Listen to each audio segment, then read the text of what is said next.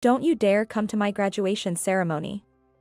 If a plain old lady like you shows up, you'll be the laughingstock of everyone. It's my big day. Do not come, ever. I feel dizzy at Emily's words about becoming the laughingstock of everyone. Clearly, Emily doesn't think of me as family. To Emily, I am an embarrassment. Hey, old lady. Where are you right now? The moment I answered the phone, Emily's shrill voice pierced my ears.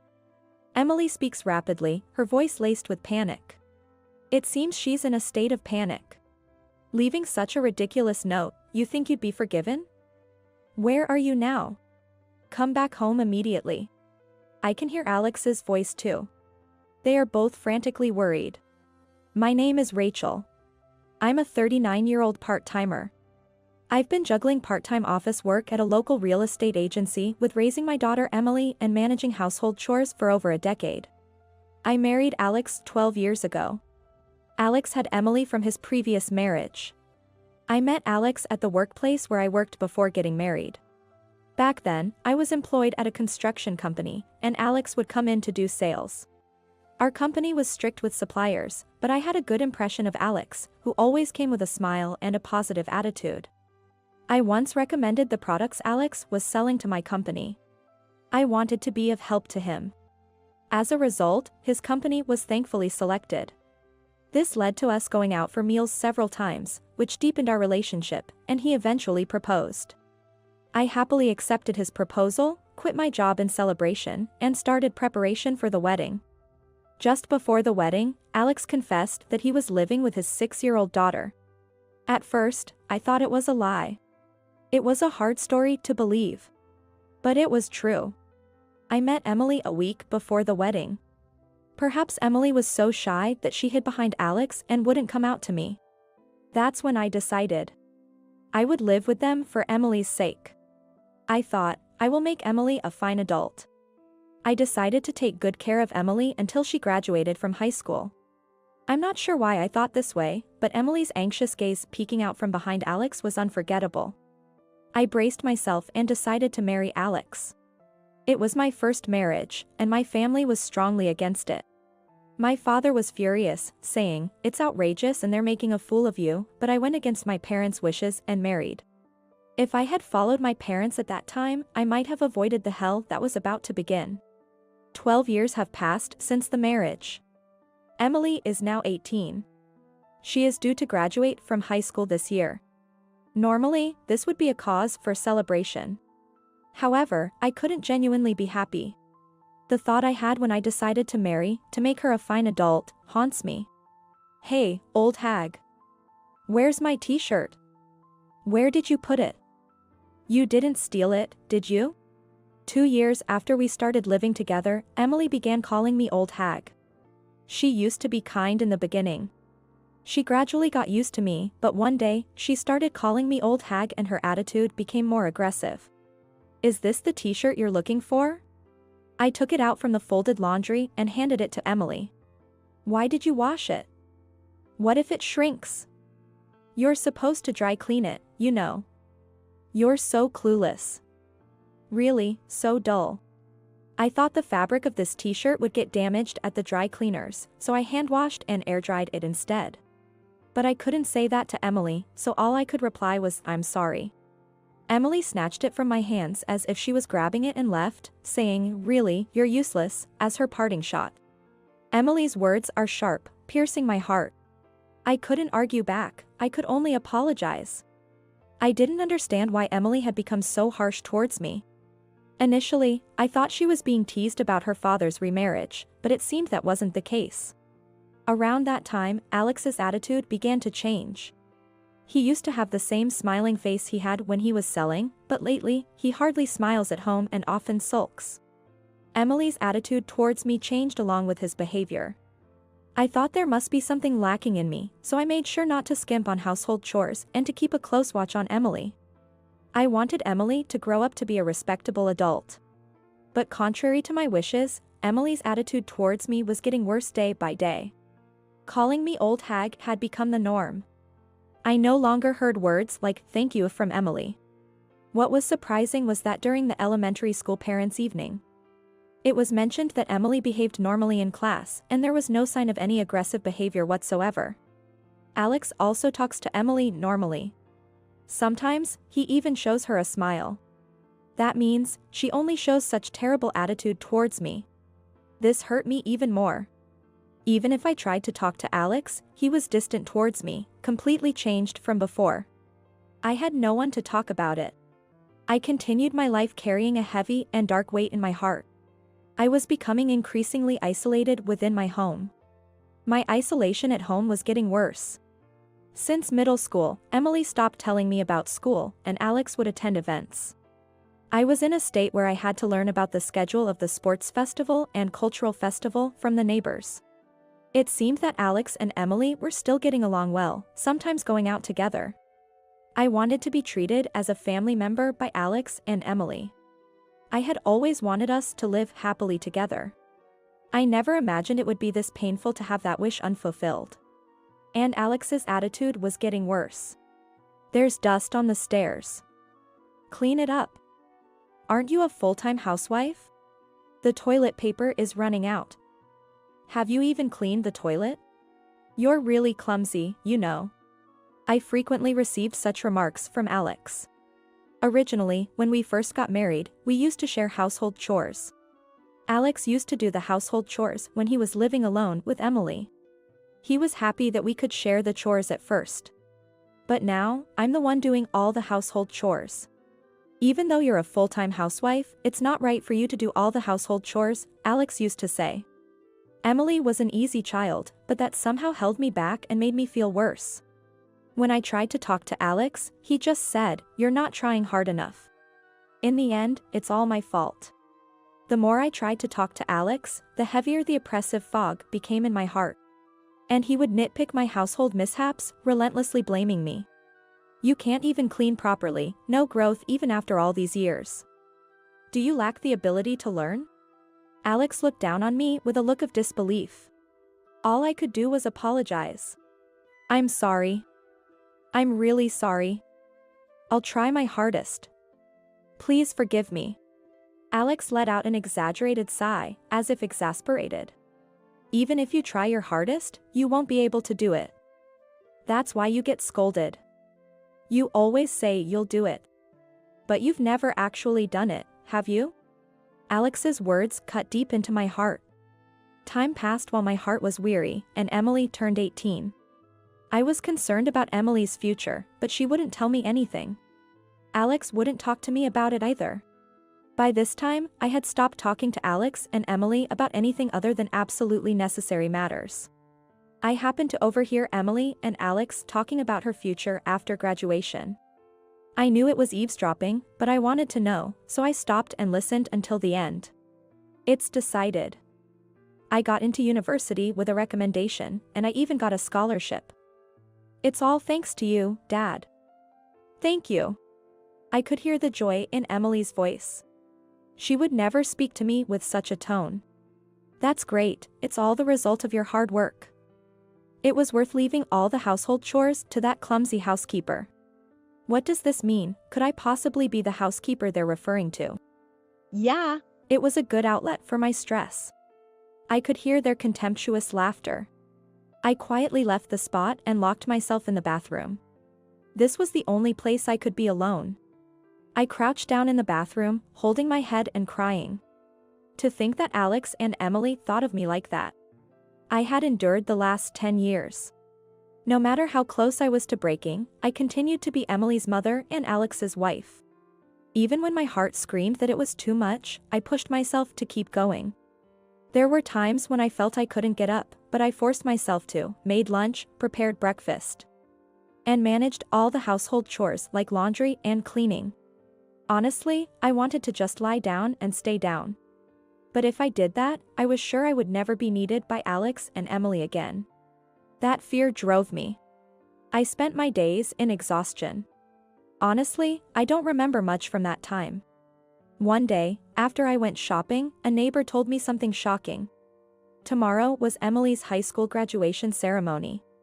I couldn't say I didn't know, so I just smiled vaguely and left.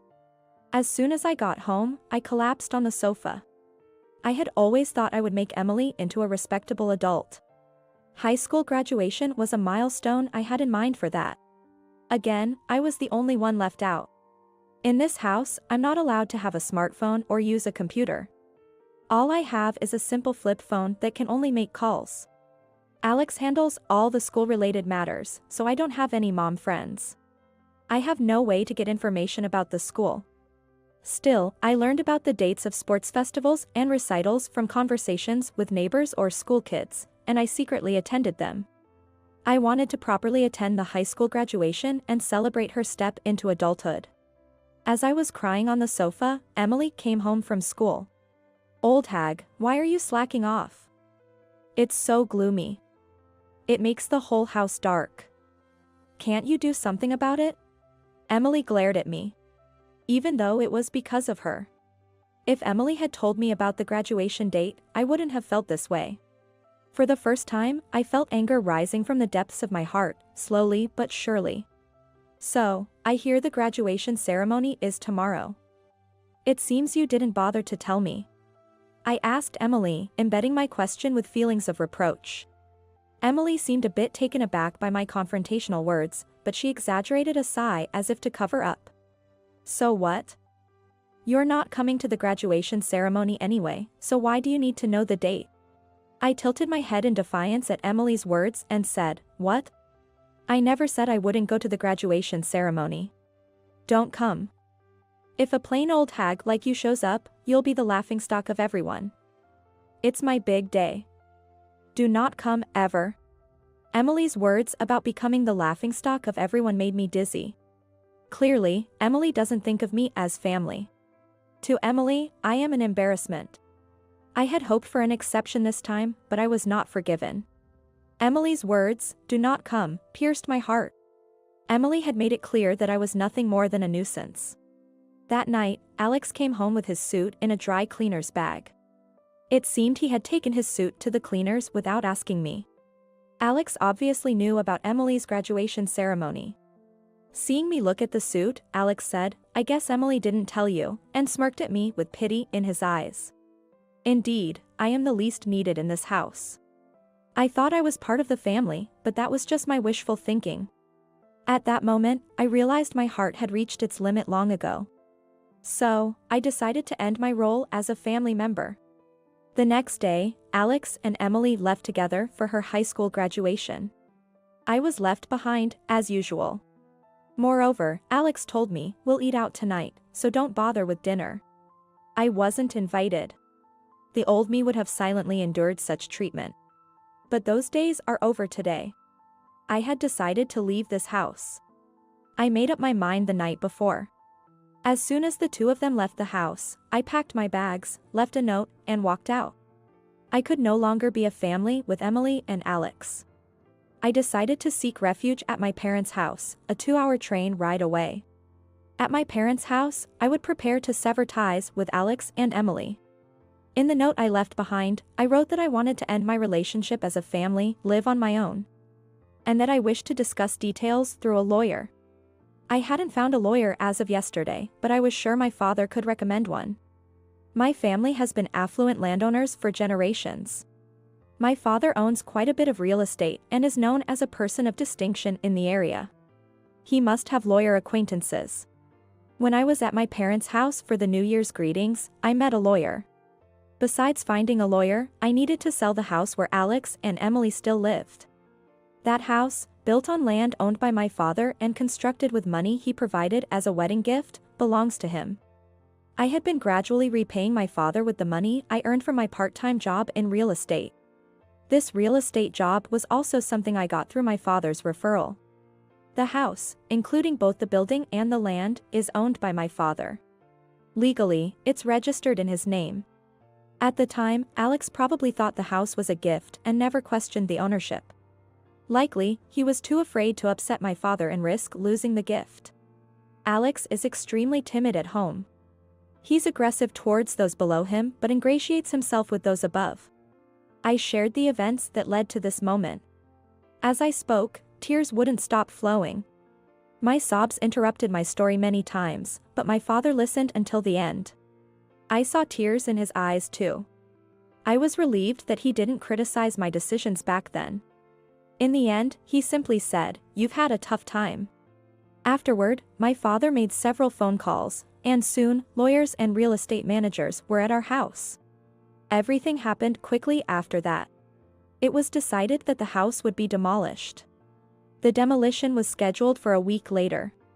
In the note I left, I wrote, "Please move out within a week." My father commented sarcastically, "That's quite kind of you."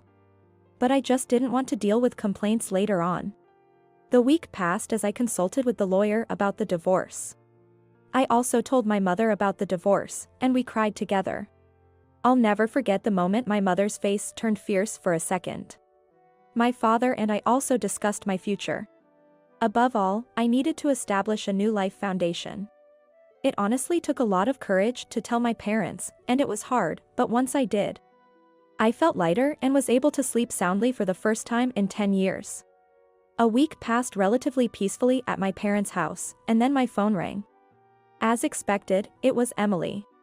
To be honest, I didn't want to talk. Recalling Emily's past treatment brought back a dark stain on my heart. I decided to ignore the call. But the calls kept coming, both from Emily and Alex. They must have been calling about the note. Perhaps the demolition company had contacted them. For 10 years, Alex and Emily have been calling me old lady and hag. They have been exploiting me. I had endured such inhumane treatment for too long. The thought of dealing with them again sent shivers down my spine. But I couldn't keep running away. I needed to settle the past to move forward. And I couldn't feel at peace if I just kept running away. After all the mistreatment, I had to give Alex and Emily a piece of my mind. With resolve, I answered the phone. "Hey, old lady. Where the hell are you?" As soon as I pressed the call button, Emily's shrill voice pierced my ears. Her tone was rapid, tinged with panic. It seemed she was in a state of panic. "Leaving such a ridiculous note, you think you'd be forgiven? Where are you now? Come back home immediately." I could hear Alex's voice too. Both were in a frenzy. I imagined Emily returning from the graduation ceremony. Coming home to no old lady to vent her stress on must have been a shock. Especially finding a note saying she's divorcing and needs to leave the house. Anyone would panic, not just Emily. And all this on the day of her grand graduation. Emily's panic almost made me chuckle. Who is this?" I asked, feigning ignorance. Emily was taken aback by my unexpected response, stumbling over her words. I hung up the phone. Then, I called the real estate management company to confirm when the demolition would start. It was scheduled for tomorrow, as planned, and Alex had been informed. I requested to postpone the demolition to the day after tomorrow and asked them to inform Alex of the one-day delay. A day's grace was granted. I expected Alex would come here. That's when I would deliver a decisive blow to Alex and Emily. They called me dozens of times, but I ignored every call. The next day, around noon, I heard the doorbell ringing. There was also the sound of knocking on the front door. It must be Alex and Emily. They probably wanted to come earlier, but due to poor connections, it could take an incredibly long time. Alex and Emily arrived, panting heavily. They must have been in quite a rush. I had arranged beforehand for my parents to stay back, so it appeared I was the only one at home. I led Alex and Emily to the living room. Alex entered the house nervously. It's because he's intimidated by my father. My father is a wealthy landowner and a prominent figure in town. Moreover, he has a commanding presence. To Alex, he must seem like someone of a higher status. In contrast, Emily isn't daunted at all. She seems fully intent on overpowering me and taking me back. Emily slouched in the living room chair, crossing her legs with a thud. While folding her arms, she silently gestured for me to sit opposite her. I prepared tea with leisurely movements and took my time to sit down slowly across from them. Emily, growing impatient, addressed me. "What is all this about?" Alex, sitting next to her, placed the note I had left on the table. I didn't react, just silently stared into Emily's eyes. Emily looked away first, then laughed awkwardly as if to dispel the discomfort. "What was that 'who is this' yesterday?" Your acting was terrible. I continued to stare silently at Emily. Feeling uncomfortable under my gaze, she shifted in her seat and continued. Sorry, but it's impossible for a clumsy old lady like you. You can't live without relying on us. You're just trash. I almost reacted to Emily's harsh words, but I held back. Because I noticed a tremble in Emily's voice. She must be bluffing quite a bit. Alex has been silent up to this point. He's probably just watching how things unfold.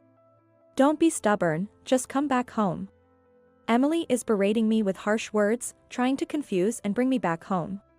The more agitated Emily became, the calmer I responded. I don't have a family, do I?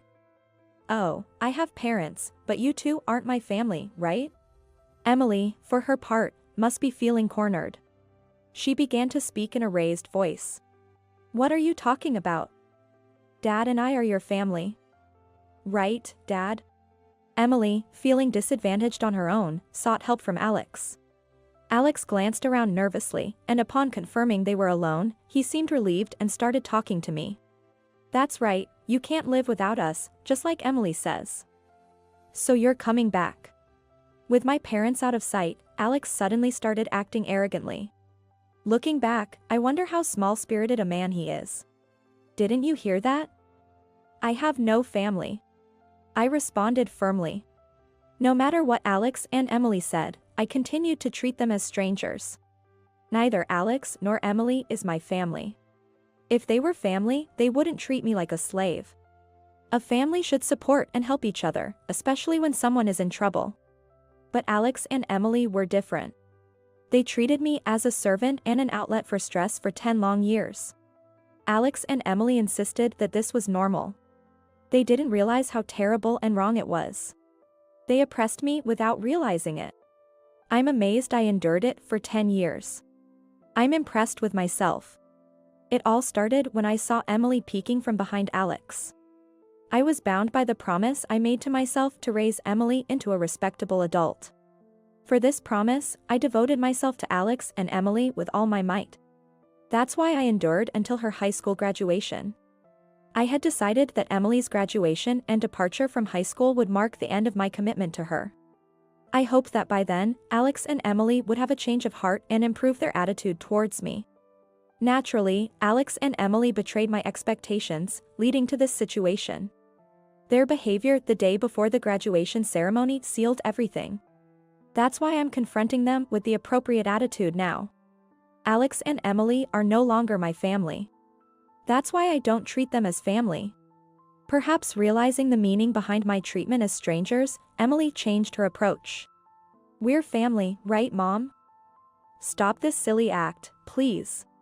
Suddenly, old hag has changed to Mom. Emily must be realizing things won't go as before. Alex, too, watches us nervously, holding his breath. I might not be your birth mother, but we've lived together all this time. So please listen to my request. Emily unfolded her arms and clasped her hands in front of her. Her previously arrogant posture is now leaning forward. I don't listen any favors from someone who are not my family. I remained calm, suppressing my emotions and responding coldly. Tears welled up in Emily's eyes. She pleaded desperately. Please listen to me. That note was a lie, right? You're not really selling the house, are you? It can't be true. Because you're my mom. Emily's use of mom repulsed me. Moreover, her main concern seemed to be about the house. She must be anxious about losing the house. The house is indeed going to be gone. My question is that it's really what they are concerned about. In the end, it seems all that matters to them is having a place to live, whether I'm there or not. No matter how much Emily pleads, my feelings won't change. Emily kept her face down. It seemed like she was crying. What kind of joke is this? Seriously, cut it out with the snide attitude. Alex, perhaps unsettled by Emily's tears, lashed out at me. What's with that note? Come back immediately and stop the demolition. Alex ranted angrily in a rapid-fire manner. I can't do that. It's already been decided. I continued to respond in a voice strained with suppressed emotion. Do you think you can do this to your family and be forgiven? That's why I keep saying you are not my family. Neither Alex nor Emily seem to be listening at all. Enough already. Haven't I told you, we're not family? How many times do you think I've repeated the same words? Suddenly, Alex stood up and slammed his fist on the table. Cut the crap. I was startled but managed to suppress my emotions and not react. Who's joking here? It's impossible to act like a family now after not being treated as one for 10 years. I realized my voice came out harsher than I thought. I was angry too. I didn't show it, but anger was welling up from deep inside me, ready to erupt like a volcano. I couldn't forgive Alex and Emily's selfish actions to such an extent. They trampled on my decade of hellish suffering and my efforts to overcome it. I tried to become a family with Alex and Emily. However, they rejected that, mocked me, and took advantage of me to the fullest. They will never understand how lonely and painful it was to be left out. Despite my repeated wishes to be treated as family, they never came true. It took me 10 years to give up. Despite my efforts to build a relationship as Emily's mother and as a family, it ended like this. A self-mocking smile appeared on my face. Seeing my dry smile, Alex and Emily looked at me in shock. Alex seemed to lose his strength and slumped back into his chair. These two, until the very end, intended to use me, without understanding my feelings. No matter how much I cared for Alex and Emily, they never cared for me. Even though I cherished them, they never cherished me. And then, when they found themselves in a tight spot, they tried to use me by saying things like we're family, which they never believed. It's just too convenient. I felt not just a headache but even nausea. Why did I endure this for 10 years for them? Looking back, it's a mystery. But there's no point in reflecting on it now. A future together with Alex, Emily, and me is impossible. All I can do is make Alex and Emily acknowledge their guilt and atone. I no longer expect or trust anything from Emily or Alex. Alex came closer, holding my hands, and began to apologize. I'm sorry. Please come back. I'm begging you. Even with these apologies and pleas for return, they don't touch my heart at all. I won't extend a helping hand, nor will I ever consider living together again. Enough already. I'm no longer part of your family. I'm a stranger. Following Alex, Emily also began to apologize deeply. I'm sorry. Please forgive us. We're family, after all, let's go back together. I'm completely astounded by their self-serving statements. Treating me like a stranger for 10 years and now what? Come back because we're family? Did you really think I'd be okay with that? That's wishful thinking. No way. It seems I'm no longer able to remain calm. Words just come spilling out, driven by momentum. Words that I would never have said before are now escaping my lips. Words I had held back out of consideration for Alex and Emily are now pouring out. I don't want to hear your excuses. I can't trust any words from you. I can never think of us as a family ever again. At this point, I placed a piece of paper in front of Alex. It's a divorce petition.